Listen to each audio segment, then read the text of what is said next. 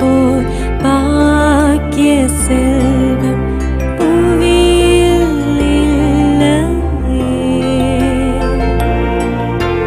புவி நிரம்ப பொன் தந்தாலும் இப்பளிக்கு ஈடில்லையே.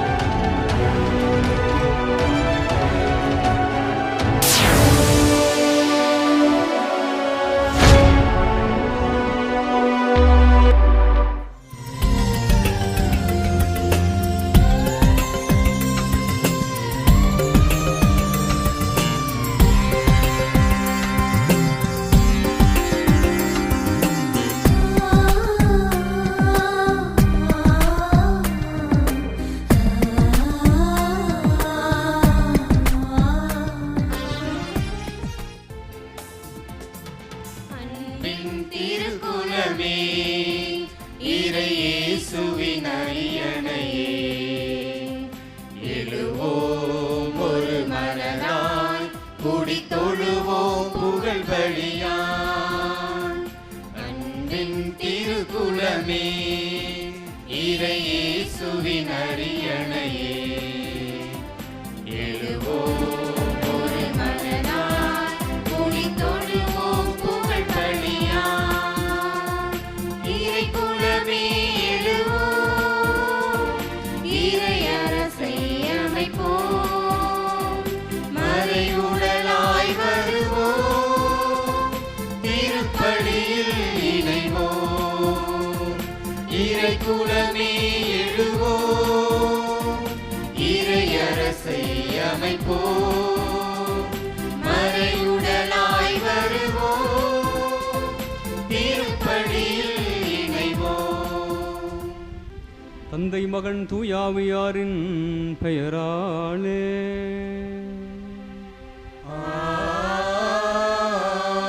ஆமென். நம் ஆண்டவராக இயேசு கிறிஸ்துவின் அருளும் கடவுளின் அன்பும் தூயாவியாரின் நட்புறவும் உங்கள் அனைவரோடும் இருப்பதாக. உம் ஆன்மாவோடும் இருப்பதாக. இயேசுவில் பிரியமுள்ள மாதா தொலைக்காட்சி நேயர்களே, இயேசுவின் நாமத்தில் அனைவரும் இத்திருப்பலியில் பங்கெடுக்க அன்புடன் அழைக்கின்றேன். மீட்படைய வேண்டும் என்பது கிறிஸ்துவில் நம்பிக்கை கொண்டுள்ள ஒவ்வொருவரின் ஏக்கமும் எதிர்பார்ப்புமாக உள்ளது.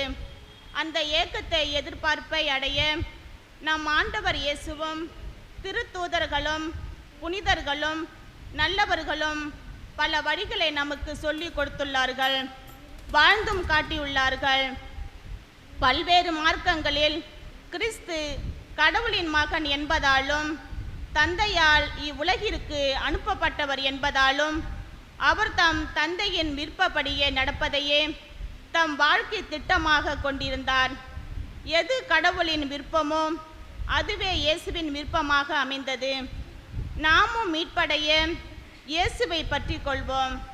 இயேசுவை போல் கடவுளின் விருப்பத்தையே நம்முடைய ஜெர்ணமாகவும் செயல்படமாகவும் மாற்றுவோம். இத்திருப்பலியில் பங்கு கொள்வோம். அன்புமிக்க சகோதர சகோதரிகள், இந்த தூய மறை நிகழ்வை தகுந்த முறையில் கொண்டாட தடைகளாக இருக்கிற நம்முடைய பலவீனங்கள் பாவங்களை எல்லாம் நினைத்து பார்த்து ஆண்டவரிடத்திலே மனமருந்தி மன்னிப்பை வேண்டுவோம்.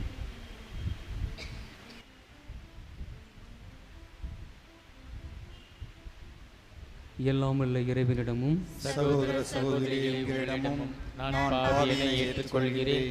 ஏனெனில் என் சிந்தனையாலும் சொல்லாலும் செயலாலும் கடமையில் தவறியதாலும் பாவங்கள் பல செய்தேன். என் பாவமே, என் பாவமே, என் பெரும் பாவமே. ஆகையால் எப்போதும் கனியான புனித மரியாவையும் வானதூதர் புனிதர் அனைவரையும் சகோதர சகோதரிகளை உங்களையும் நம் இறைவனாகிய ஆண்டவரிடம் எனக்காக வேண்டிக் கொள்ள மன்றாடுகிறேன். எல்லாம் வல்ல இறைவன் நம் மீது இரக்கம் வைத்து நம் பாவங்களை எல்லாம் மன்னித்து நம்மை நிலை வாழ்வுக்கு அழைத்துச் செல்வாராக. ஆமென்.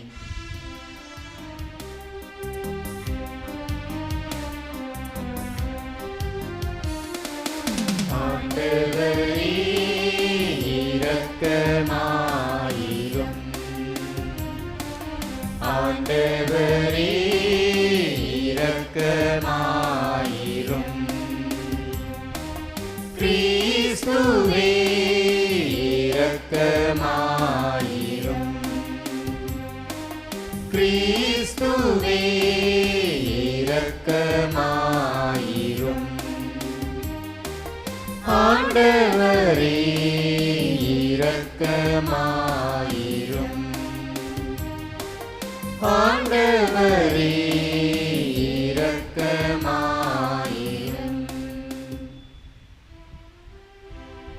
மன்றாடுவோமாக.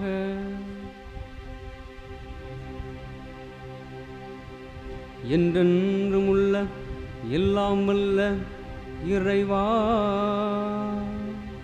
நாங்கள் எப்பொழுதும் உமது திருவுளத்திற்கு ஏற்ப வாழ செய்தருளும். அதனால் மாண்புக்கு உரிய உமக்கு நேர்மையான இதயத்தோடு நாங்கள் எப்பொழுதும் ஊழியம் புரிய எங்களுக்கு அருள் தாரும். உம்மோடு தூயாவியாரின் ஒன்றிப்பில் இறைவனாய் என்றென்றும் வாழ்ந்து ஆட்சி செய்கின்ற எங்கள் ஆண்டவரும் திருமகனுமாகிய இயேசு கிறிஸ்து வழியாக உம்மை மன்றாடுகின்றோம்.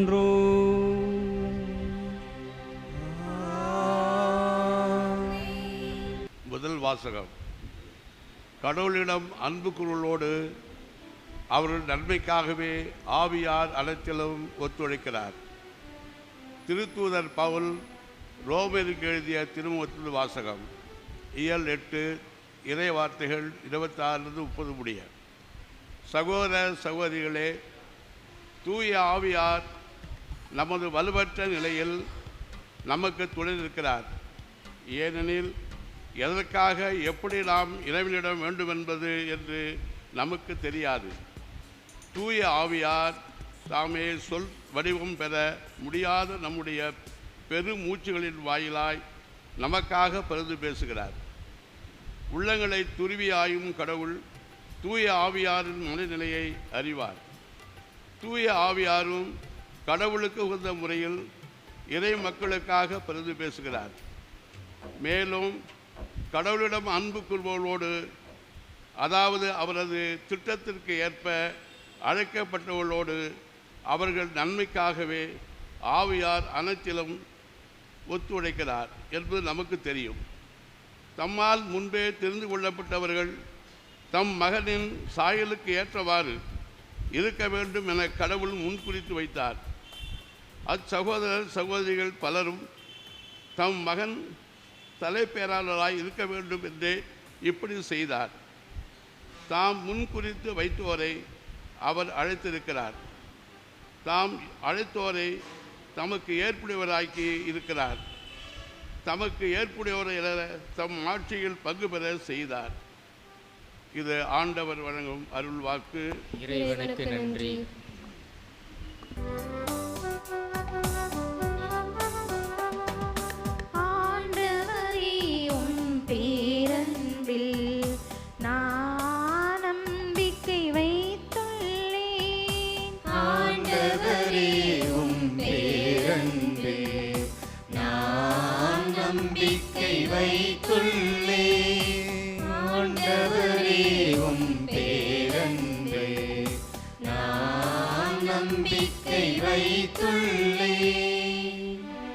என் கடவுளாகிய ஆண்டவரே, என்னை கண்ணோக்கி எனக்கு பதில் அளித்தருளும்.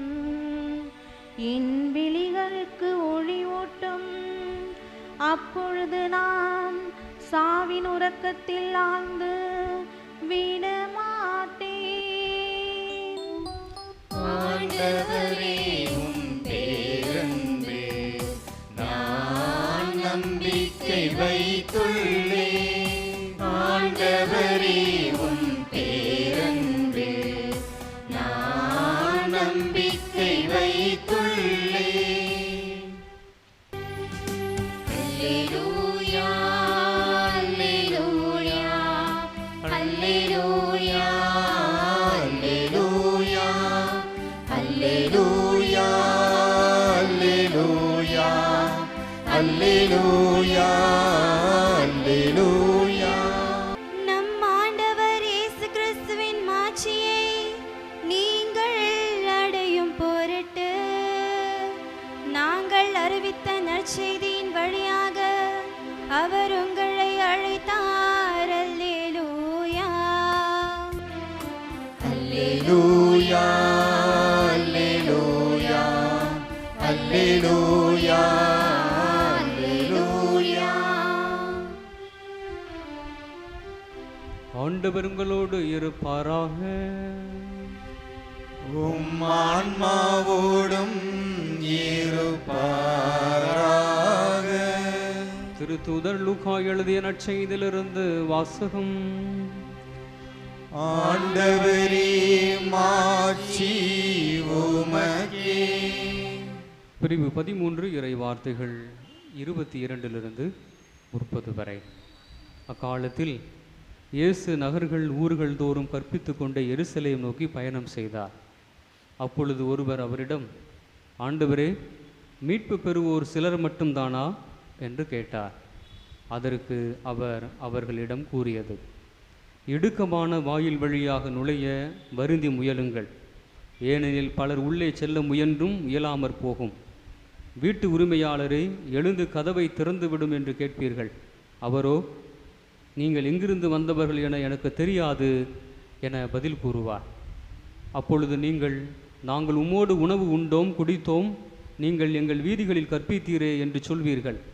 ஆனாலும் அவர், நீங்கள் எவ்விடத்தாரோ எனக்கு தெரியாது, தீங்கு செய்வோரே, அனைவரும் என்னை விட்டு அகன்று போங்கள் என உங்களிடம் சொல்வார். ஆபிரகாம், ஈசாக்கும், யாக்கோபும் இறைவாக்கினர் யாவரும் இறையாட்சிக்கு உட்பட்டிருப்பதையும் நீங்கள் புறம்பே தள்ளப்பட்டிருப்பதையும் பார்க்கும்போது அழுது அங்கலாய்ப்பீர்கள். இறையாட்சியின் போது கிழக்கிலும் மேற்கிலும் வடக்கிலும் தெற்கிலும் இருந்து மக்கள் வந்து பந்தியில் அமர்வார்கள்.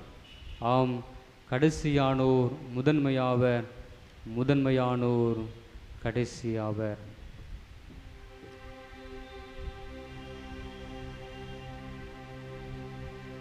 ஆண்டவரின் அருள் வாக்கு. கிறிஸ்துவே உமக்கு புகழ். தத்துவ ஞானம் புத்துயிர் பெற்றது யூத நிலத்தினிலே, சத்திய வேதம் நின்று நிலைத்தது தாரணி மீதினிலே. எத்துணை உண்மைகள் வந்து பிறந்தது இயேசுவின் பிறப்பினிலே, இத்துணை நாளும் மானிடன் வாழ்வது இயேசுவின் வார்த்தையிலே. ஆண்டவர் இயேசு கிறிஸ்துவில் பிரியமான என் சகோதரமே, இன்றைய நாம் நம்பிக்கொண்டிருக்கின்ற பின்பற்றி கொண்டிருக்கின்ற இந்த கிறிஸ்தவ சமயம் ஒரு 12 பேரை வைத்து ஆரம்பிக்கப்பட்டது. அந்த 12 பேர் 30 பேராக, 60 பேராக, 90 பேராக மாறி மாறி எண்ணிக்கை கூடி கூடி இன்று கோடிக்கணக்கான மக்கள் இந்த கிறிஸ்துவ சமயம் என்று சொல்வதை விட கிறிஸ்துவ இயக்கம் என்று சொல்வது சரியாகப்படும் என்று நான் நினைக்கிறேன். இந்த கிறிஸ்துவ இயக்கத்திலே கோடிக்கணக்கான நம்பிக்கையாளர்கள், விசுவாசிகள் இருக்கிறார்கள் என்று சொன்னால் அது ஆண்டவர் இயேசு கிறிஸ்து தன்னுடைய வாழ்க்கையிலே கொண்டிருந்த தத்துவங்களும் தன்னுடைய வாழ்க்கையிலே அவர் வெளிப்படுத்திய வாழ்வியல் முறைகளும் என்று சொன்னால் அது மிகையாகாது. கிறிஸ்துவனுடைய படிப்பினைகள் எல்லாம் சாமானியர்களுக்கு, குறிப்பாக அடித்தட்டு மக்களுக்கு, ஏழைகளுக்கு, எளியவர்களுக்கு மிகப்பெரிய ஒரு விடுதலையை கொடுக்கக்கூடிய செய்தியாகத்தான் இருந்தது. அவர் தன்னுடைய வாழ்க்கை முழுவதுமே மக்களுடைய நலனிலே, மக்களுடைய வாழ்வாதாரத்திலே, மக்கள் எந்த அளவுக்கு, குறிப்பாக புறம் தள்ளப்பட்ட மக்கள், குறிப்பாக விளிம்பு நிலையிலே இருக்கின்ற மக்கள் அனைவருமே நடுநிலைக்கு வர வேண்டும், எல்லாரும் இந்த சமுதாயத்திலே சமமானவர்கள் தான், சமூக நீதியானது இந்த சமுதாயத்திலே போற்றப்பட வேண்டும் என்று 2000 ஆண்டுகளுக்கு முன்பே ஒரு மனிதர், மிகப்பெரிய ஒரு மகான் வாழ்ந்து தன்னுடைய மக்களை தன்வசப்படுத்தினார் என்று சொன்னால் அது ஆண்டவர் இயேசு கிறிஸ்துவை தவிர வேறு எந்த மகானையும் நாம் ஏற்றுக்கொள்ள முடியாது என்று நான் நம்புகிறேன். எவ்வளவு தலைவர்கள் இந்த உலகத்தில் இருந்திருக்கிறார்கள், ஆண்டவர் இயேசு கிறிஸ்துவை போல மிகப்பெரிய ஒரு மகான், மிகப்பெரிய ஒரு தலைவர், மக்களுடைய வாழ்வாதாரத்திற்கு, மக்களுடைய வாழ்வு மீட்படைய வேண்டும், மக்களுடைய வாழ்வு உயர்த்தப்பட வேண்டும் என்று எந்த ஒரு தலைவரும் நினைத்ததாக, தன்னுடைய வாழ்க்கையை அர்ப்பணித்துக் கொண்டதாக நான் பார்க்கவில்லை. அந்த பின்னணியிலே ஆண்டவர் இயேசு கிறிஸ்துனுடைய மீட்பு, ஆண்டவர் இயேசு கிறிஸ்து தருகின்ற அந்த நிலை வாழ்வு எப்படி கிடைக்கும்? எல்லாருக்குமே கிடைக்குமா, அல்லது கிறிஸ்துவ சமயத்தை பின்பற்றக்கூடியவர்களுக்கு மட்டும் கிடைக்குமா, அல்லது பிற சமயத்தை சார்ந்தவர்களுக்கும் கிடைக்குமா என்கிற விவாதம் வைக்கும் பொழுது ஆண்டவர் இயேசு கிறிஸ்து வழியாகத்தான் மீட்பு இருக்கிறது, அதில் மாற்று கருத்து இல்லை. கிறிஸ்து வழியாக மட்டும்தான் வாழ்வு, கிறிஸ்து வழியாக மட்டும்தான் மீட்பு, அதில் மாற்று கருத்து இல்லை. ஆனால் பிற சமயத்தை சார்ந்தவர்களும் மீட்படைவார்கள், பிற சமயத்தை சார்ந்தவர்களும் பிற பண்பாட்டை பின்பற்றக்கூடியவர்களும் மீட்படைவார்கள் என்பதுதான் இரண்டாம் வத்திக்கான் சங்கத்திலே மிக தெளிவாகவே குறிப்பிடப்பட்டிருக்கிறது. நோஸ்ட்ரா எத்தாத்தே என்கிற டாக்குமெண்ட்ல ஆர்டிகல் நம்பர் 2ல தெளிவாகவே குறிப்பிடப்பட்டிருக்கிறது. பிற சமயத்தை பின்பற்றக்கூடியவர்களும் பிற சமயத்தில் இருக்கின்ற பல பண்பாடுகளிலும் கலாச்சாரங்களிலும் எங்கெல்லாம் உண்மை நிலைநாட்டப்படுகிறதோ, எங்கெல்லாம் சமூக நீதி உயர்த்தப்படுகிறதோ, அங்கெல்லாம் கண்டிப்பாக கிறிஸ்துவுடைய அந்த உண்மையினுடைய வெளிச்சம் தெரியும். அந்த உண்மையினுடைய வெளிச்சம் எதை எல்லாருக்குமே மீட்பு என்கிற அந்த உணர்வை, மீட்பு என்கிற அந்த வாழ்வை கண்டிப்பாக கொடுக்கும் என்று சொல்லப்படுகிறது, தெளிவாகவே உணர்த்தப்படுகிறது. இப்போ நம்முடைய வாழ்விலே நாம் அனைவரும் கிறிஸ்துவை பின்பற்றக்கூடியவர்கள், கிறிஸ்துவை நம்பக்கூடியவர்கள். நமக்கு மீட்பு கொடுக்கப்பட்டிருக்கிறதா? நிச்சயமாக இருக்கிறது. இன்றைய நற்செய்தி வாசகத்திலே பரிசேயர் ஒரு கேள்வியை முன்வைக்கிறார். ஏனென்றால் யூதர்களுடைய எண்ணத்திலே மிகப்பெரிய உயர்ந்த எண்ணமாக இருந்தது, தாங்கள் மட்டும்தான் மீட்படைய முடியும், மற்றவர்கள் எல்லாம் மீட்படைய முடியாது என்கிற ஒரு எண்ணம் அவர்களிடத்திலே மேலோங்கி காணப்பட்டது. நீங்கள் பழைய ஏற்பாட்டில் பார்க்கும் பொழுது பழைய ஏற்பாட்டிலும் அவர்களுடைய எண்ணம் அங்கே மட்டும்தான், நாங்கள் மட்டும்தான் மீட்படைய முடியும், மற்றவர்கள் எல்லாம் கிடையாது, பிற பண்பாட்டை பின்பற்றக்கூடியவர்கள் பிற சமயத்தை சார்ந்தவர்களெல்லாம் மீட்பு பெற முடியாது என்கிற ஒரு எண்ணம் இருந்தது. புதிய ஏற்பாட்டிலே பரிசேயர்களுக்கு அதிகமாகவே இருந்தது. ஏனென்றால் நாங்கள் மட்டும்தான் சட்டத்திட்டங்களையும் சம்பிரதாயங்களையும் மிக நுணுக்கமாக நாங்கள் பின்பற்றுகிறோம், ஆகவே எங்களுக்கு மட்டும்தான் மீட்பு இருக்கிறது, மற்றவர்களுக்கெல்லாம் மீட்பு கிடையாது என்கிற ஒரு எண்ணம் அவர்களுக்கு அதிகமாகவே இருந்தது. ஆனால் ஆண்டவர் இயேசு கிறிஸ்து மிக சாதுரியமாக புரிந்து கொண்டு அவர்களுக்கு பதிலடி கொடுக்கிறார். பாருங்கள், மிக தெளிவாகவே சொல்லுகிறார், இடுக்கமான வாயில் வழியை நுழைய வருந்தி முயலுங்கள், ஏனெனில் பலர் உள்ளே செல்ல முயன்றும் இயலாமற் போகும் என்று சொல்லுகிறார். இடுக்கமான வாயில் வழியை நுழையும் பொழுதுதான், அப்போ இறுக்கமான வாயில் என்று எதை அவர் வலியுறுத்த விரும்புகிறார் என்று சொன்னால், நீங்கள் சொல்லுகின்ற அந்த சடங்குகளும் சம்பிரதாயங்களும் சட்டத்திட்டங்களும் மட்டும் பின்பற்றினால் மீட்படைந்து விட முடியாது, மாறாக என் வழியாகத்தான் நீங்கள் மீட்பு பெற முடியும், என் வழியை நீங்கள் பின்பற்றினால்தான் உங்களுக்கு மீட்பு என்கிற கொடை கொடுக்கப்படும் என்று தெளிவாகவே சொல்லுகிறார். இப்போ மீட்பு என்பது ஆண்டவர் இயேசு கிறிஸ்துவினால் மட்டும் என்பது தெளிவாகவே ஊர்ஜிதப்படுத்தப்பட்டிருக்கிறது. இப்போ நாம் அனைவரும் அந்த மீட்பை பெற்றுக்கொள்வதற்கு முதலில் நாம் என்ன செய்ய வேண்டும், எப்படிப்பட்ட காரியங்களில் ஈடுபட வேண்டும் என்று சிந்தித்து பார்க்க உங்களை நான் அன்போடு அழைப்பு விடுக்கிறேன். முதலிலே நாம் நம்முடைய பார்வை விசாலப்படுத்த வேண்டும். நம்முடைய பார்வை எப்பொழுதுமே சரியான பார்வையாக இருக்க வேண்டும் என்று நான் நினைக்கிறேன். அதுக்கு ஒரு சிறிய நிகழ்வை சொல்லுகிறேன். பார்வை என்று சொல்லும் பொழுது ஒரு ஏழை விவசாயி நிலத்திலே உழுது கொண்டிருக்கிறான், கலப்பை வைத்து உழுது கொண்டிருக்கிறான். அந்த நேரத்தில் ஒரு முகம் பார்க்கின்ற கண்ணாடி, அந்த முகம் பார்க்கிற கண்ணாடி என்பது அவனுக்கு தெரியவில்லை. அதாவது எப்படிப்பட்ட காலம் என்றால், முகம் பார்க்கிற கண்ணாடி என்றால் என்ன என்கிறது தெரியாத காலம், ஒரு கற்பனை, ஒரு நிகழ்வு. அதை பார்த்த உடனே அவனுக்கு ஏதோ ஒரு வித்தியாசமான பொருள் கிடைக்கிறது என்று பார்க்கிறான். அதை எடுத்து பார்க்கும் பொழுது அந்த முகம் பார்க்கின்ற கண்ணாடியிலே அவனுடைய முகம் தெரிகிறது. முகம் தெரிந்த உடனே அவனுடைய முகம் என்று அவனுக்கு தெரியவில்லை. இதான் முதலாக அந்த கண்ணாடியை பார்க்கிறான். ஆகா, இந்த வித்தியாசமான ஒரு அதிசய பொருளாக இருக்கிறதே, என்னுடைய தந்தை அதிலே தெரிகிறாரே, என்னுடைய அப்பாலாம் அதில் தெரிகிறாருன்னு சொல்லி அவன் வியந்து போகிறான். அதிசய பொருளாக இருக்கிறது. உடனே அதை எடுத்துக்கொண்டு என்ன பண்ணுறது, ரொம்ப ஆச்சரியமாக இருக்குது, அதிசயமாக இருக்குது. உடனே பங்கு சாமியார்கிட்ட போகிறான். பங்கு தந்தையும் அப்பொழுதுதான் அந்த கண்ணாடி என்றால் என்ன என்று தெரியாத காலத்தில் இருக்கின்ற ஒரு பங்கு தந்தை அந்த கண்ணாடியை பார்க்குறார். இது மாதிரி சொல்கிறான் அந்த விவசாயி, ஏழை விவசாயி சொல்கிறான், ஃபாதர் இது மாதிரி பார்த்தேன், இந்த கண்ணாடியில் எங்கள் அப்பா தெரிகிறாரு என்று அவன் சொல்லுகிறான். அப்படியா, என்கிட்ட கூட பார்க்கலான்னு சொல்லி பங்கு தந்தை வாங்கி பார்க்கிறார். பங்கு தந்தை வாங்கி பார்க்கும் பொழுது அதிலே அவர் பார்த்து விட்டு அவருடைய முகம் தெரிகிறது. அது அவருடைய முகம் என்று அவருக்கு தெரியாமல், இல்லைப்பா ஏதோ ஒரு புனிதர் தெரிகிறாரே என்று பங்கு தந்தை சொல்லுகிறார். ஒரு புனிதர் தெரிகிறாருப்பா, இதுனா அதிசயமான ஒரு பொருளாக இருக்கிறது என்று பங்கு தந்தை. இருவருக்கும் விவாதம் நடக்கிறது. அவர் விவசாயி வாங்கி பார்க்கிறார், இல்லை என்னுடைய அப்பா தெரிகிறார் என்று சொல்லுகிறார். பங்கு தந்தை வாங்கி பார்க்கும், இல்லை ஒரு பெரிய புனிதர் தெரிகிறார் என்று சொல்லுகிறார். ரெண்டு பேருக்கும் விவாதம் நடந்த பொழுது அவர் ஏழை விவசாயி சொல்லுகிறார், இல்லை நம்ம நேராக வீட்டுக்காரங்கள்ட்ட போவோம், என்னுடைய மனைவியிடத்தில் சென்று கேட்போம், அவள் தான் தீர்ப்பு சொல்லணும் என்று சொல்லி அழைத்து செல்கிறார். பங்கு தந்தையும் ஏழை விவசாயியும் அவருடைய வீட்டுக்கு செல்கிறார்கள். அப்பொழுது தன்னுடைய மனைவியிடத்திலே அந்த ஏழை விவசாயி கொடுக்கிறார். இங்கே பாருப்பா, என்னுடைய நிலத்தில் உழுதுகிட்டு இருந்தேன், ஒரு அதிசய பொருள் கிடச்சிச்சு, அதை நான் எடுத்து பார்க்கும் பொழுது அதை எங்கள் அப்பா தெரிகிறாரு. அப்பா பங்கு சாமியிட்ட போய் கேட்க போனேன். பங்கு தந்தை அவர்கள் பார்த்தபோது புனிதர் தெரிவதாக சொல்லுகிறார். நீ அதில் என்னன்னு பார்த்து சொல்லுன்னு சொல்லும் பொழுது அந்த மனைவி சொல்லுகிறார், பா யாருங்க அது, ஏதோ பேய் தெரியுதுங்க என்று அந்த மனைவியை சொல்லுகிறார்.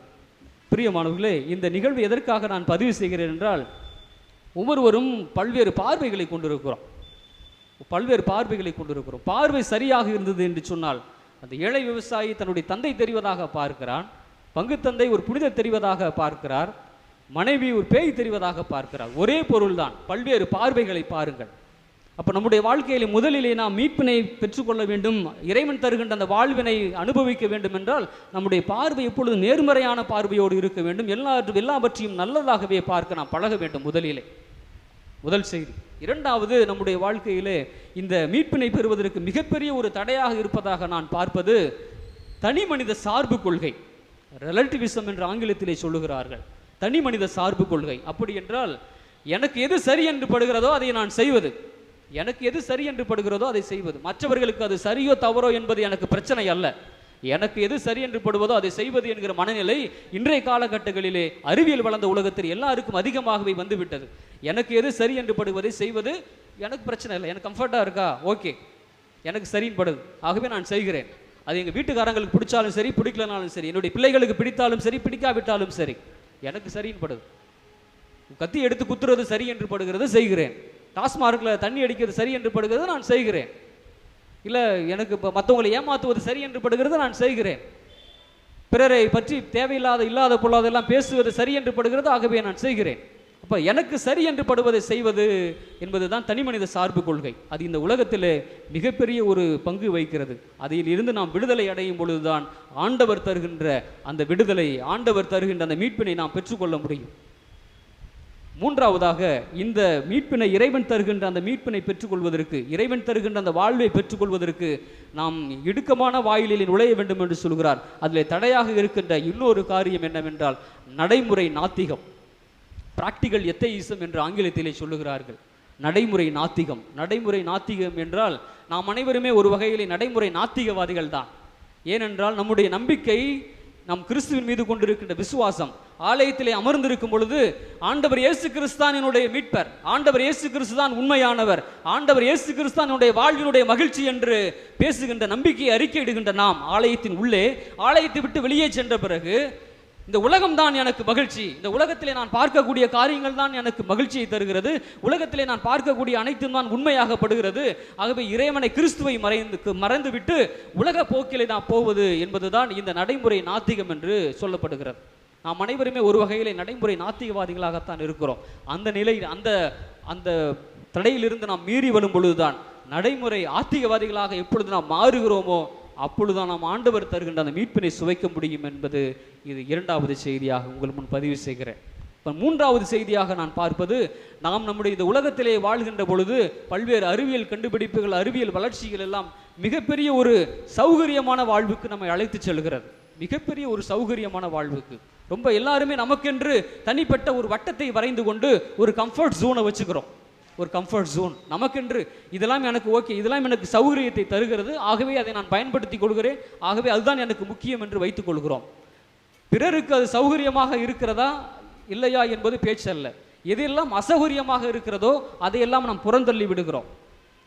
இப்போ நம்முடைய வீட்டில் நம்முடைய பிள்ளைங்களாக இருக்கலாம், இந்த லாக்டவுன் டைமில் நிறைய நேரம் ஆன்லைன் கிளாஸு, மற்ற கிளாஸ் அட்டன் பண்ணுறதில்ல, மொபைல் அதிக நேரம் யூஸ் பண்ணுறதாக இருக்கலாம். இப்போ மொபைல் அது கிளாஸ் தவிர மற்ற நேரங்களில் கூட அதிகமாக பயன்படுத்துகிறார்கள்.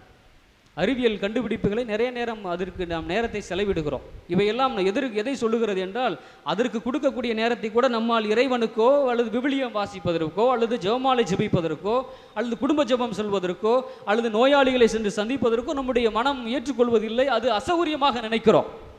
சௌகரியமாக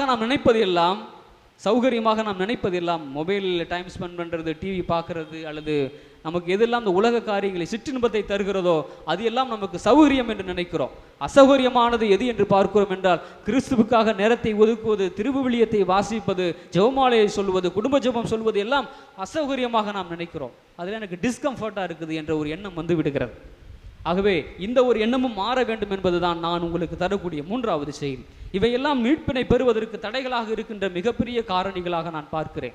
ஒரு சில காரணிகளை மட்டுமே உங்கள் முன் பதிவு செய்திருக்கிறேன்.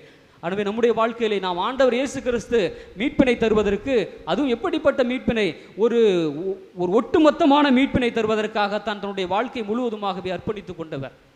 இன்டகிரேட்டட் லிபரேஷன், ஒரு முழுமையான ஒரு விடுதலையை, ஒரு ஒட்டுமொத்த ஒரு பொருளாதார ரீதியான, அரசியல் ரீதியான, சமூக ரீதியான விடுதலை தர வேண்டும் என்பதுதான் ஆண்டவர் இயேசு கிறிஸ்துடைய வாழ்வாகவே இருந்தது. அதற்காகவே தன்னுடைய வாழ்வு முழுவதுமாகவே அர்ப்பணித்துக் கொண்டவர். இந்த உலக தலைவர்களுக்கும் ஆண்டவர் இயேசு கிறிஸ்து என்கிற மாபெரும் தலைவருக்கும் உள்ள வித்தியாசம், தான் எதை சொன்னாரோ அதை செய்து காட்டினார். அதை செய்வதற்கு தன்னுடைய வாழ்வை முழுவதுமாகவே அர்ப்பணித்துக் கொண்டவர் தான் ஆண்டவர் இயேசு கிறிஸ்து.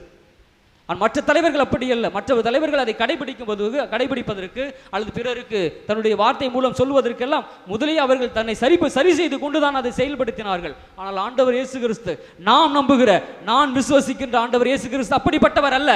ஆண்டவர் இயேசு கிறிஸ்து எந்த வார்த்தையை சொன்னாரோ அதை தன்னுடைய வாழ்வாக மாற்றிக்கொண்டு செயல்படுத்தினார். அந்த வார்த்தையை நிலைநாட்டுவதற்கு தன்னுடைய வாழ்வு முழுவதுமாகவே அர்ப்பணித்துக் கொண்டார். எப்படி அர்ப்பணித்துக் கொண்டார்? சிலுவை சாவை ஏற்கும் அளவிற்கு தன்னை முழுமையாக அர்ப்பணித்துக் கொண்டார். அந்த அளவுக்கு நம்மை அன்பு செய்து கொண்டிருக்கிறார். அந்த மீட்பை தருவதற்காக ஒவ்வொரு நாளும் காத்து கொண்டிருக்கிறார். அந்த மீட்பினை சுவைப்பதற்கு நம்முடைய கையில் இருக்கிறது. அவர் வழியிலே நாம் பயணம் செய்யும் பொழுது நம்முடைய ஆண்டவர் இயேசு கிறிஸ்துடைய கரங்கள் நம்முடைய கரங்களாக மாறட்டும். ஆண்டவர் இயேசு கிறிஸ்துடைய கால்கள் நம்முடைய கால்களாக மாறட்டும். ஆண்டவர் இயேசு கிறிஸ்துடைய கண்கள் நம்முடைய கண்களாக மாறட்டும். அப்பொழுது மாறும்பொழுதுதான் நாம் அனைவருமே முழுமையான விடுதலை அடைந்தவர்களாக உணர முடியும். இல்லாவிட்டால் முடியாது. பெயரளவிலே சொல்லிக் கொள்ளலாம், நான் மீட்பினை பெற்றுவிட முடியும், நான் மீட்பினை அனுபவித்து விட முடியும் என்று சொல்லிக் கொள்ளலாமே தவிர, ஆண்டவர் இயேசு கிறிஸ்துடைய கரங்களும் ஆண்டவர் இயேசு கிறிஸ்துடைய கால்களையும் கொண்டால் ஒழிய, ஆண்டவர் இயேசு கிறிஸ்துடைய கண்களை பெற்றால் ஒழிய, அவர் எப்படி பார்க்கிறாரோ அதே போல பார்ப்பது மிகவும் அவசியம். அவர் எந்த வழியிலே பயணம் செய்தாரோ அதே பாதையிலே நாம் பயணம் செய்வது மிக மிக அவசியம். அவர் எப்படிப்பட்ட காரியங்களை செய்தாரோ அப்படிப்பட்ட காரியங்களை நம்முடைய கரங்களாலும் செய்வதும் மிகவும் தேவையாகப்படுகிறது இந்த காலகட்டத்திலே. எனவே அப்படிப்பட்ட ஒரு மனநிலையை கொண்ட கிறிஸ்தவர்களாக, நம்பிக்கையாளர்களாக வாழ்வதற்கு நாம் ஒவ்வொருவருமே முயற்சி செய்ய வேண்டும் என்பதுதான் இன்றைய இறைவார்த்தையுடைய மைய செய்தியாக நான் பார்க்கிறேன். எனவே முடிந்தவரை இந்த அறிவியல் உலகத்திலே நாம் கிறிஸ்துவையினுடைய பாதையிலே பயணம் செய்வதற்கு, அப்பொழுதுதான் அவர் தருகின்ற அந்த மீட்பினை, அவர் தருகின்ற அந்த வாழ்வினை, நிலை வாழ்வினை பெற்றுக்கொள்ள முடியும் என்கிற சிந்தனையோடு திருப்பலியிலே தொடர்ந்து ஜெபிக்க உங்களை நான் அன்போடு அழைக்கிறேன். ஆமென். அன்புமிக்க சகோதர சகோதரிகளே, நாம் அனைவரும் எழுந்து நின்று நம்முடைய இறைவன் இரக்கம் மிகுந்தவர், பரிவுள்ளம் கொண்டவர், பலியை அல்ல இரக்கத்தையே விரும்புகிறவர். அவரிடத்தில் நம்முடைய விண்ணப்பங்களையும் வேண்டுதல்களையும் பக்தியோடு நம்பிக்கையோடு சமர்ப்பிப்போம். நற்செய்தியை அறிவிக்கும் அனைவரும் கடவுளின் விருப்பத்தை அறிந்து அதையே வாழ்வாக்கி சான்று பகர இறைவா உம்மை மன்றாடுகிறோம்.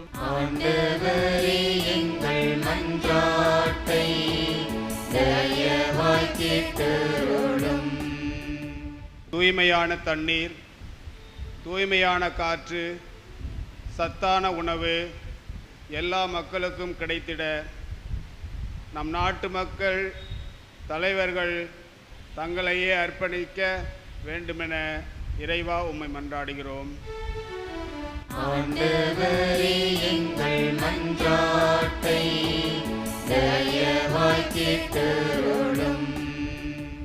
கிறிஸ்துவில் நம்பிக்கை கொண்ட அனைவரும் கடவுளின் விருப்பத்தை நிறைவேற்றி, மேலும் கிறிஸ்துவை அறியாதவரும் அறிந்து கொள்ளும் வாய்ப்பை பெற்றிட இறைவா உம்மை மன்றாடுகிறோம்.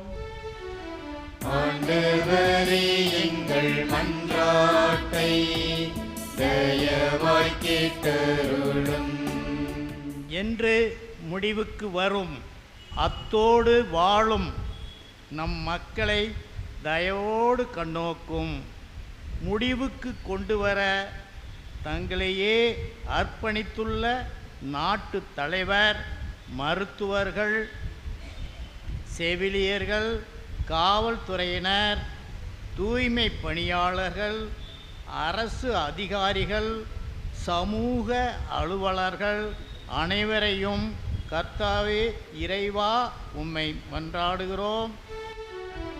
ஆண்டவரே எங்கள் மன்றாட்டை தயவாய் கேட்டருளும். மதம், மொழி, இனம், நிறம் கடந்து எல்லா மக்களும் கடவுளின் உன்னத படைப்புகள் என்பதை உணர்ந்து சமத்துவம், சகோதரத்துவம், சுதந்திர உணர்வோடு வாழ இறைவா உம்மை மன்றாடுகின்றோம்.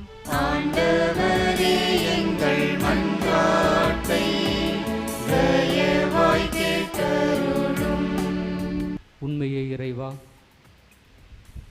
உம்முடைய திருமகன் ஆண்டவர் இயேசு கிறிஸ்துவை இந்த உலகிற்கு அனுப்பி உம்முடைய சாயலிலே படைக்கப்பட்ட ஒவ்வொரு உயிரினங்களும் முழுமையான விடுதலை அடைய மீட்பினை பெறுவதற்கு தம்முடைய அன்பாலும் தம்முடைய வாழ்வாலும் தம்முடைய இரத்தத்தாலும் தம்முடைய இரக்கத்தாலும் அணி செய்தீரே, அதற்காக நன்றி சொல்லுகிறோம். இந்த நாளிலே நாங்கள் அனைவரும் உம் திருமகன் இயேசு கிறிஸ்துனுடைய பாதையிலே பயணம் செய்ய அவர் மட்டும்தான் எங்களுக்கு வாழ்வு, அவர் மட்டும்தான் எங்களுடைய வழி, அவர் மட்டும்தான் எங்களுடைய உண்மை என்பதை முழுமையாக ஏற்றுக்கொண்டு நம்பி அதன்படி வாழ செயல்பட அருள் தாரும். எங்கள் ஆண்டவராகிய கிறிஸ்து வழியாக உம்மை மன்றாடுகிறோம். ஆமென்.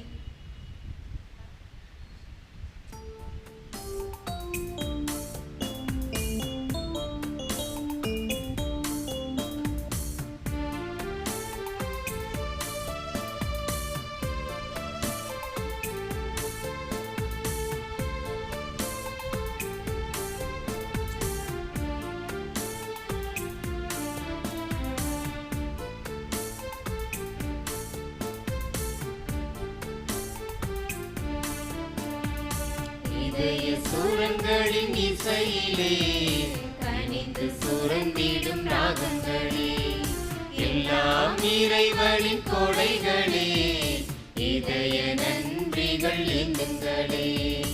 அன்பை காணிக்கையா நம் நன்றி காணிக்கையா, அன்பை காணிக்கையா நம் நன்றி காணிக்கையா.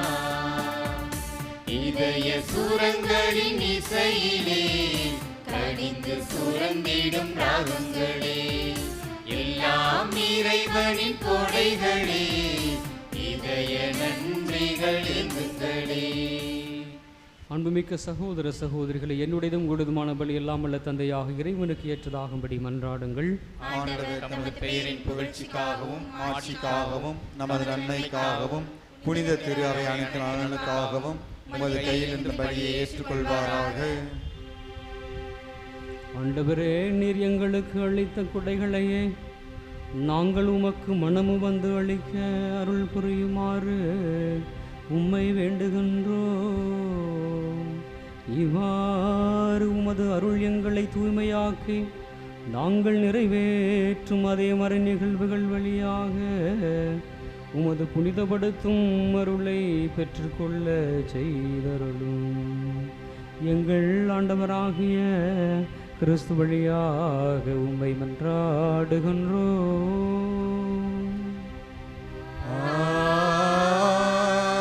ஆமென். ஆண்டவர் உங்களோடு இருப்பாராக. ஆன்மாவோடும் இருப்பாராக. இதயங்களை மேலே எழுப்புங்கள். ஆண்டவரிடம் எழுப்பியுள்ளோம். நம் இறைவனாகிய ஆண்டவருக்கு நன்றி கூறுவோம். அது தகுதியும் நீதியுமானது. ஆண்டவரே, தூயவரான தந்தையே, என்றும் உள்ள எல்லாம் வல்ல இறைவா, எந்நாளும் எவ்விடத்திலும் நாங்கள் உமக்கு நன்றி செலுத்துவது மெய்யாகவே தகுதியும் நீதியுமாகும். எங்கள் கடமையும் மீட்புக்குரிய செயலுமாகும். ஏனெனில் எங்கள் புகழுரை உமக்கு தேவையென்று,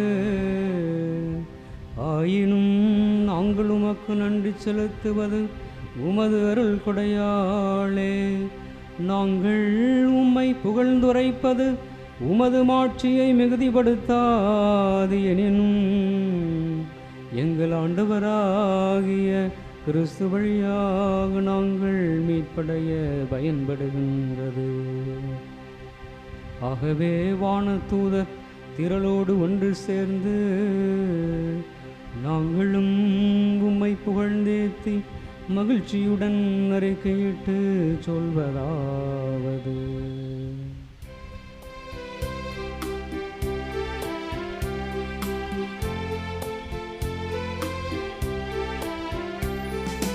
தூயவர் தூயவர் தூயவர் வான்படைகளின் கடவுளாம் ஆண்டவர். விண்ணகமும் மண்ணகமும் உமது மாட்சியால் நிறைந்துள்ளன. உன்னதங்களிலே ஓசன்னா, உன்னதங்களிலே ஓசன்னா. ஆண்டவர் பெயரால் வருகிறவர் ஆசி பெற்றவர். உன்னதங்களிலே ஓசன்னா, உன்னதங்களிலே ஓசன்னா, உன்னதங்களிலே ஓசன்னா, உன்னதங்களிலே ஓசன்னா. ஆண்டவரே, நீர் மெய்யாகவே தூயவர், தூய்மை அனைத்துக்கும் ஊற்று. ஆகவே உம்முடைய ஆவியை பொழிந்து காணிக்கைகளை தூய்மைப்படுத்த உம்மை வேண்டுகின்றோம். இவ்வாறு எங்கள் ஆண்டவர் இயேசு கிறிஸ்துவின் உடலும் இரத்தமுமாக எங்களுக்கு இவை மாறுவனவாக.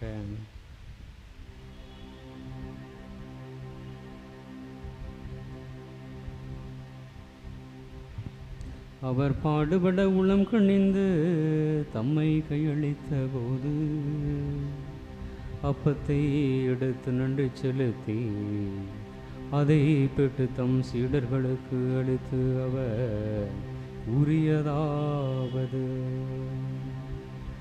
அனைவரும் இதில் இருந்து பெற்று உண்ணுங்கள், ஏனெனில் இது உங்களுக்காக கையளிக்கப்படும் என் உடல்.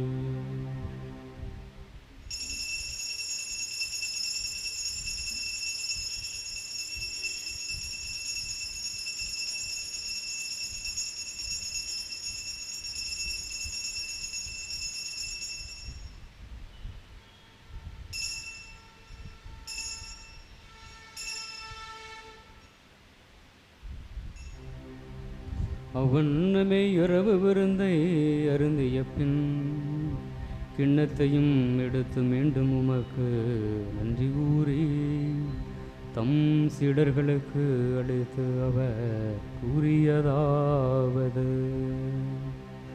அனைவரும் இதில் இருந்து பெற்று பருகுங்கள், ஏனெனில் இது புதிய நிலையான உடன்படிக்கைக்குரிய என் இரத்தத்தின் கிண்ணம். இது பாவ மன்னிப்புக்கென்று உங்களுக்காகவும் பலருக்காகவும் சிந்தப்படும். இதை என் நினைவாக செய்யுங்கள்.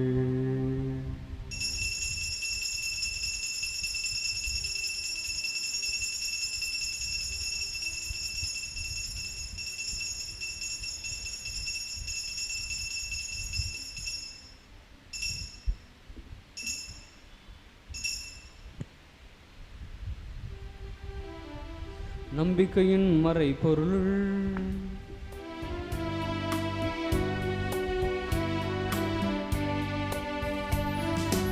ஆண்டவரே, நீர் வருமளவும் உமது இறப்பினை அறிக்கையிடுகின்றோம், உமது உயிர்ப்பினையும் எடுத்துரைக்கின்றோம். ஆகவே ஆண்டவரை, நாங்கள் கிறிஸ்துவின் இறப்பினையும் உயிர்ப்பினையும் நினைவு கூர்ந்து வாழ்வதரும் அப்பத்தையும் மீட்பளிக்கும் கண்ணத்தையும் ஒப்புக் கொடுக்கின்றோம். உம் திருமணின்று உமக்கு ஊழியம் புரிய தகுந்தவர்களை ஏற்றுக்கொண்டீர், எனவே உமக்கு நன்றி செலுத்துகிறோம். மேலும் கிறிஸ்துவின் உடலிலும் இரத்தத்திலும் பங்கு கொள்ளும் எங்களை தூய ஆவியார் ஒன்று சேர்க்க வேண்டுமென உம்மை தாழ்மையுடன் மன்றாடுகிறோம். ஆண்டவரே, உலகெங்கும் பரவி இருக்கும் உமது திரு அவையை நினைவு கூர்ந்தருளும். எங்கள் திருத்தந்தை பிரான்சிஸ், எங்கள் ஆயர் அந்தோணி சாமி, எல்லா திருநிலையினராகிய அனைவரோடும் உமது திரு அவை அன்பில் நிறைவு பெறச் செய்தருளும். மேலும் உயிர்த்தலும் எதிர்நோக்குடன் துயில் எங்கள் சகோதர சகோதரிகளையும் இறந்தோர் அனைவரையும் இரக்கத்துடன் நினைவு கூர்ந்து உமது திருமுக ஒளியினுள் ஏற்றருளும். எங்கள் அனைவரும் மீதும் இரக்கமாயிரும். கடவுளின் கன்னித் தாயான புனித மரியா, அவருடைய கணவரான புனித யோசேப்பு, புனித திருத்தூதர்கள், எங்களுடைய பாதுகாவலராகிய புனித பதுவை அந்தோணியார், இவ்வுலகிலும் புகுந்தவராய் இருந்தோராகிய புனிதைகள் அனைவருடனும் நாங்கள் நிலை வாழ்வில் பங்கு கொள்ளும் தகுதி பெற்று திருமகன் இயேசு கிறிஸ்து வழியாக உம்மை புகழ்ந்தேத்தும் வரமுருள உம்மை மன்றாடுகின்றோம். இவர் வழியாக இவரோடு இவரில் எல்லாம் வல்ல இறைவனாகிய தந்தையே, தூய ஆவியாரின் ஒன்றிப்பில் எல்லா புகழும் மாட்சியும் என்றென்றும் உமக்கு உரியதே.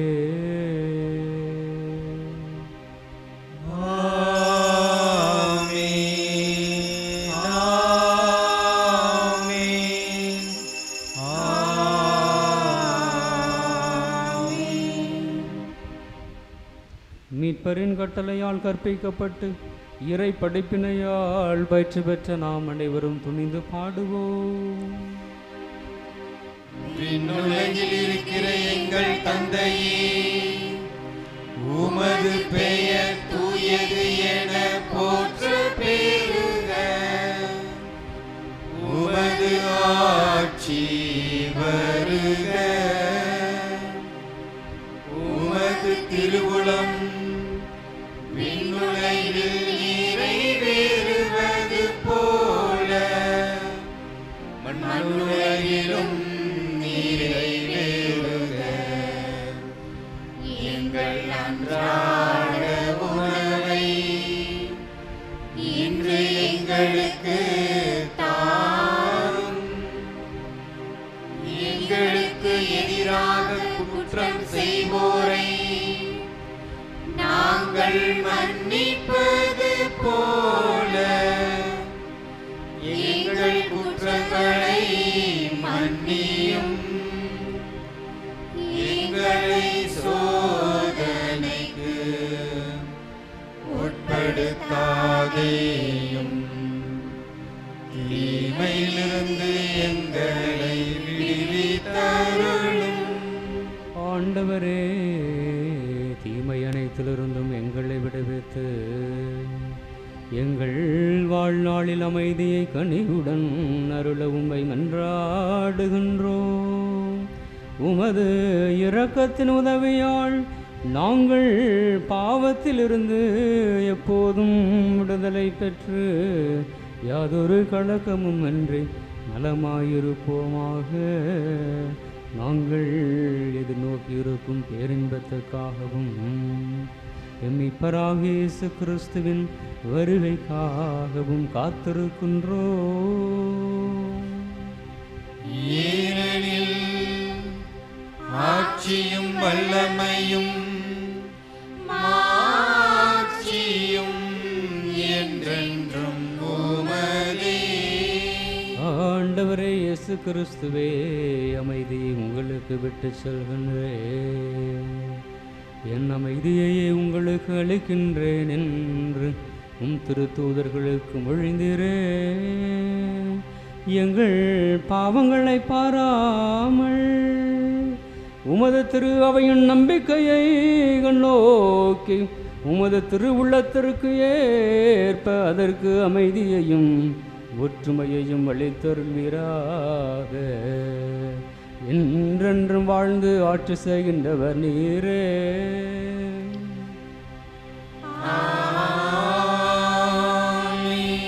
ஆண்டவருடைய அமைதி உங்கள் அனைவரோடும் என்றும் இருப்பதாக.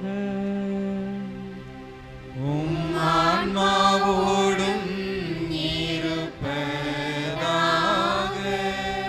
ஒருவருக்கொருவர் ஆண்டவர் இயேசு கிறிஸ்து தருகின்ற அமைதியை ஒருவரை ஒருவர் பார்த்து மகிழ்ச்சியோடு பகிர்ந்து கொள்வோம். உலகின் பாவங்களை போக்கும் இறைவனின் செம்மறியே, எங்கள் மேல் இரக்கமாயிரம். உலகின் பாவங்களை போக்கும் இறைவனின் செம்மறியே, எங்கள் மேல் இரக்கமாயிரம். உலகின் பாவங்களை போக்கும் இறைவனின் செம்மறியே, எங்களுக்கு அமைதியை அளித்தருளும்.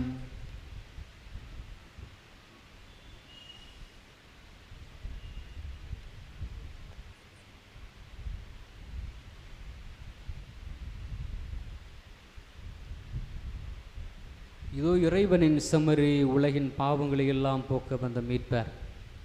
இவர் வழிதான் மீட்பிருக்கிறது, இவர் வழியாகத்தான் வாழ்வு இருக்கிறது. எங்கெல்லாம் சமூக நீதி நிலைநாட்டப்படுகிறதோ, எங்கெல்லாம் உண்மை பறைசாற்றப்படுகிறதோ, எங்கெல்லாம் இறையாட்சியுடைய மதிப்பீடுகள் கட்டமைக்கப்படுகிறதோ, அங்கெல்லாம் இவர் தன்னுடைய மீட்பை ஒவ்வொருவருக்கும் கொடையாக தந்து கொண்டிருக்கிறார். இந்த தெய்வத்தின், இந்த மீட்பரின் செம்மறியின் விருந்திற்கு அழைக்க பெற்ற நாம் ஒவ்வொருவருமே பேறு பெற்றோர். ஆண்டவரே, நீர் நிலத்தில் எழுந்தருளிவர நான் தகுதியற்றவன். ஆனால் ஒரு வார்த்தை மட்டும் சொல்லியருளும், எனது ஆன்மா நலமடையும். கிறிஸ்துவின் திருவுடலும் திரு ரத்தம் நம்மை காத்து நமக்கு நிலை வாழ்வை அளிப்பதாக. ஆமென்.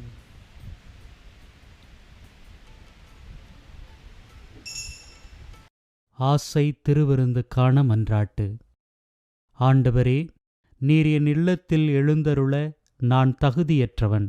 ஆனால் ஒரு வார்த்தை மட்டும் சொல்லியருளும் என்று நூற்றுவர் தலைவன் ஜெபித்தது போல நாங்களும் இப்போது திருப்பாதம் பணிந்து வேண்டுகிறோம். இனிய இயேசுவே, நாங்கள் தகுதியற்றவர்களாயிருந்தாலும் எங்கள் தகுதியின்மையை பாராமல் நீர் எங்கள் உள்ளங்களில் எழுந்து வாரும். அன்பிலும் அருளிலும் நாங்கள் நிலைத்திருக்க எம்முள் எழுந்து வாரும். பிள்ளைகளாக, உயிருள்ள உண்மை சாட்சிகளாக, உமது நற்செய்தியின்படி வாழ்பவர்களாக எங்களை உருமாற்ற வாரும். தந்தையின் திருவுளப்படி வாழ்ந்திட எங்களுக்கு துணை புரிந்திட வாரும். நன்மை செய்வதில் ஆர்வமுள்ளவர்களாய், தீமைகள் அனைத்திலுமிருந்தும் விடுதலை பெற்றவர்களாய் வாழவும் எங்களை வழிநடத்த வாரும். எல்லா நலன்களாலும் வளங்களாலும் எங்களை நிரப்ப வாரும். ஆமேன்.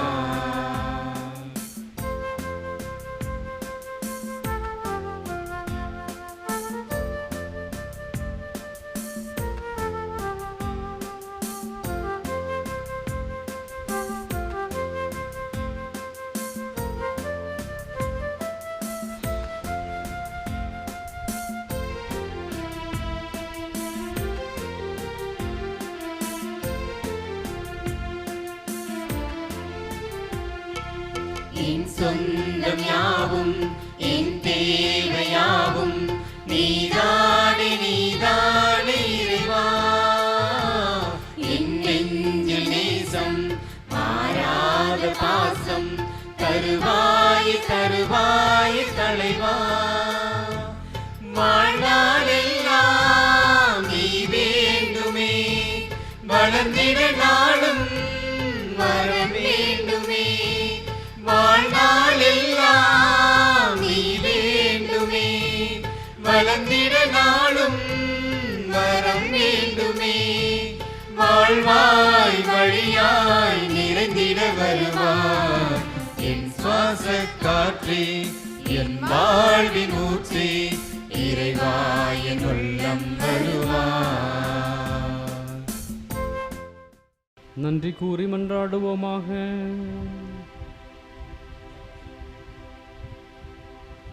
ஆண்டவரே, விண்ணக பலியில் நாங்கள் அடிக்கடி பங்கு பெறச் செய்ய உம்மை வேண்டுகின்றோம். இவ்வாறு இவ்வுலக நலன்களின் உதவியால் மறு உலக நலன்களை நாட கற்றுக்கொள்ள அருள் தாரும்.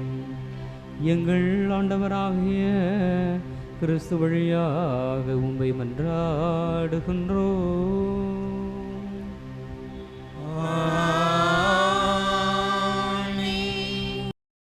கொரோனா நோய் தொற்று கிருமி நெருக்கடியில் அன்னை மரியாவை நோக்கி மன்றாட்டு. ஓ அன்னை மரியே, நீர் எப்போதும் எங்கள் பாதையில் மீட்பு மற்றும் நம்பிக்கையின் அடையாளமாக ஒளிர்கின்றீர். சிலுவை அடியில் நின்று இயேசுப்பட்ட பாடுகளில் பங்கெடுத்து உமது நம்பிக்கையில் உறுதியாக இருந்தீர். நோயாளிகளின் ஆரோக்கியமே எங்களை உம்மிடம் ஒப்புக்கொடுக்கிறோம். அனைத்துலக மக்களின் மீட்புக்கு துணை நிற்கும் நீர் எங்களுக்கு என்ன தேவை என்பதை அறிந்து வழங்குவீர் என்பதில் நாங்கள் உறுதியாக உள்ளோம். ஆகவே கலிலேயாவின் கானாவில் நடந்தது போல இந்த சோதனை காலத்திற்கு பின் நாங்கள் எங்கள் மகிழ்ச்சிக்கும் கொண்டாட்டத்திற்கும் மீண்டும் திரும்புவோம் என நம்புகிறோம். எங்கள் துன்பங்களை தம்மேல் ஏற்றுக்கொண்டு துயரங்களை சுமந்து கொண்டு சிலுவை வழியாக உயிர்ப்பின் மகிழ்ச்சிக்கு எங்களை வழிநடத்திய இயேசு கூறியபடி தந்தையின் திருவுளத்திற்கு நாங்கள் இணங்கி வாழ்வதற்கு இறையன்பின் தாயே எங்களுக்கு உதவியருளும். ஆமேன். ஆண்டவர் உங்களோடு இருப்பாராக. உம் ஆன்மாவோடும் இருப்பாராக. எல்லாம் வல்ல இறைவன் தந்தை, மகன், தூய ஆவியார் உங்களை நிறைவாக ஆசீர்வதிப்பாராக.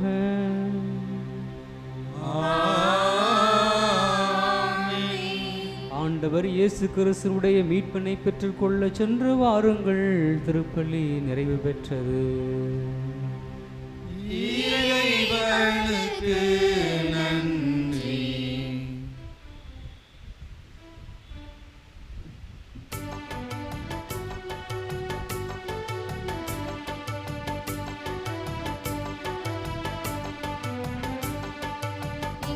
காவலாம் சூசை தந்தையின் மங்களங்கள் எங்கும் சொல்லி இங்கு பாடுவோம். எங்கள் காவலாம் சூசை தந்தையின் மங்களங்கள் எங்கும் சொல்லி இங்கு பாடுவோம். செங்கையவிலே தங்க புஷ்பம் தங்க கோளை ஏந்திடும். செங்கையவிலே தங்க புஷ்பம் தங்க கோளை ஏந்திடும். எங்கள் காவலாம் சூசை தந்தையின் மங்களங்கள் எங்கும் சொல்லி இங்கு பாடுவோம். மங்களங்கள் எங்கும் சொல்லி இங்கு பாடுவோம். கன்னி தாயாரின் பத்தானியல்லோ, கன்னி தாயாரின் பத்தானியல்லோ, உன்னதமார் பேருமாட்சி உற்ற பாக்கியனே, உன்னதமார் பேருமாட்சி உற்ற பாக்கியனே. சென்னி மகுட முடி புனைந்த மன்ன கோத்திர மாதவா, சென்னி மகுட முடி புனைந்த மன்ன கோத்திர மாதவா, எங்கள் காவலாம் சூசை தந்தையின் மங்களங்கள் எங்கும் சொல்லி இங்கு பாடுவோம். மங்களங்கள்